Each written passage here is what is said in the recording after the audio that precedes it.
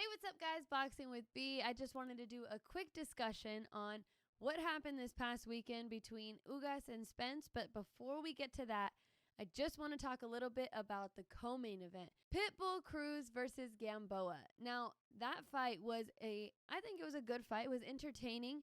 Pitbull Cruz is just so explosive, and that's exactly what we saw in the ring.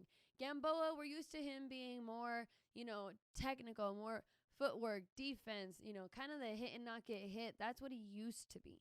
But as he's gotten older, he has been tagged up a little bit more. Against Pitbull Cruz, we expected Cruz to just go in there and dominate Gamboa. Gamboa's older, like we said.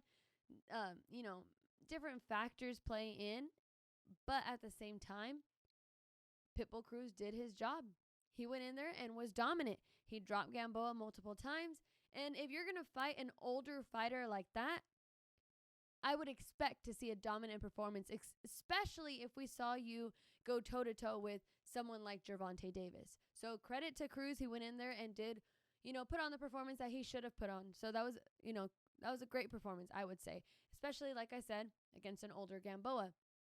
If Pitbull Cruz went the distance with Gamboa, then I feel like there would be more attention on this. They'd be like, how does that happen? How do you put on this performance against Gervonta Davis and then go into the ring against Gamboa and look that way? Obviously, that's not what happened. That's not what we saw. We saw a dominant Cruz over Gamboa. After the fight, Ryan Garcia went onto Twitter, did his Twitter thing that he always does. He calls out Cruz, says he wants to make that fight happen, but Cruz's response was not, let's do this right now, next. Pitbull Cruz responded along the lines of like, wait your turn. And Dan Rafael didn't like that ESPN reporter. He actually tweeted that, how Cruz responded was bullcrap. So I responded because I don't agree with that. I think that Pitbull Cruz's response was a good response because of the fact that just because, Ryan has the popularity, the social media popularity, yes, he does sell the tickets, he's marketable, but that doesn't necessarily mean he deserves, to just call the shots all the time. So it's okay. I mean, Pitbull Cruz is also on the rise. He's also getting a lot of attention. I mean, what do you guys think? Do you guys think that Ryan deserves that next fight with Pitbull Cruz? Or also, do you think he's being serious about that fight with Pitbull Cruz? Or is this another one of those, I'm just going to call out the name, not really go through with it, but just call it out so that it's out there? I don't know. Let me know what you guys think below. Moving on to Errol Spence Jr. versus Yordenis Ugas.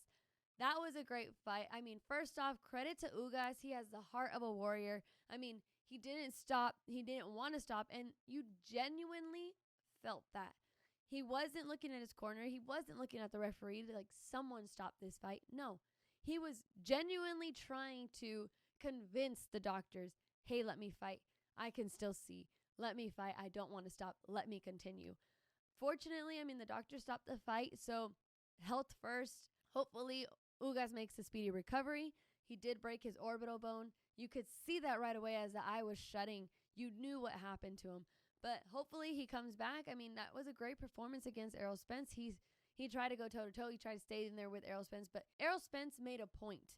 Everyone keeps turning back to, is he the same before the crash? Is he the same fighter, before the eye injury? He kept saying, no, I'm not the same fighter, but basically he was saying, no, I'm not the same fighter because there's always room for improvement, that he has improved. He's not the same fighter he was last fight, the fight before. He's improved. So this fight, he stopped Ugas. The only thing I will say, though, in this Spence versus Ugas fight, Spence did have a moment where he did make a rookie mistake. When his mouthpiece went flying out off of a punch, his eyes traveled to where the mouthpiece went. He dropped his guard. He expected the referee to stop it. And the ref kind of did look like he was going to stop it, but he didn't. So what do? Keep your hands up at all times. That's not what happened. Spence was instantly reminded that anything can happen in boxing. He almost touched the canvas. He went into the ropes. Ugas did his job. He was smart. He was alert. He noticed, hey, the ref didn't say stop. Why are you putting your hands down? Well, now you're going to pay for it. So That was the only thing that, Errol Spence kind of did there that was could have cost him the whole fight. Could have cost him, he could have lost. Honestly, he could have lost that fight. But good thing he was able to recover, put his hands up, get himself together. After the fight, he did mention that was a rookie mistake that he made, and he's going to look for a new mouthpiece because that one obviously keeps flying out every time he doesn't bite down on it. So that was his room for improvement. Keep your guard up at all times. And what name comes up now as the next opponent? Terence Crawford. Now, this is a fight that we've all been waiting to see. We've been wanting this matchup for so long. Almost every time either one of them fought, you would hear their names in the audience, that you would hear their names on Twitter. Let's get that fight. Let's get that fight. Spence and Crawford. Now it kind of seems like it really is going to happen. Do you guys think it's going to happen? Let me know in the comments below. Or do you think they're going to make us wait a few, more years or something till we see that fight happen? I don't see why it wouldn't happen. But, who knows? Who knows? If that fight happens, Terence Crawford versus Errol Spence Jr., who do you guys got?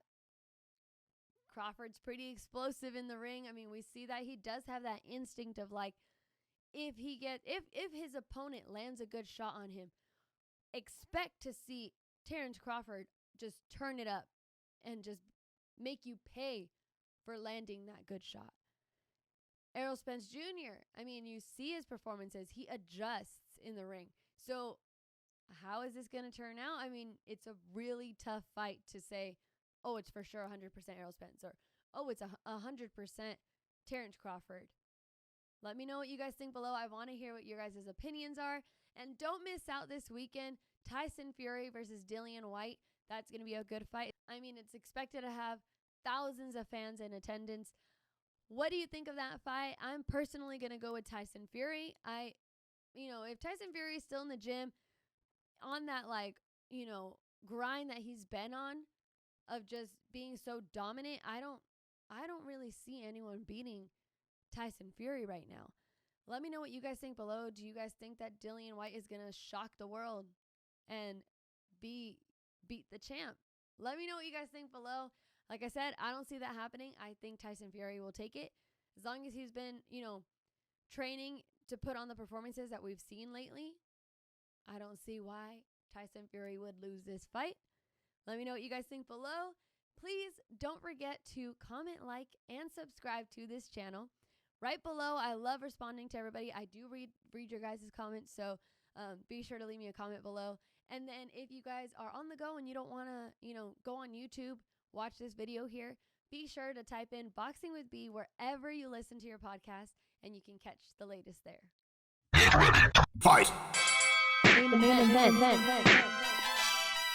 news. This is the guy that's going to give him the biggest fight. And then guess what? Fight. Fight!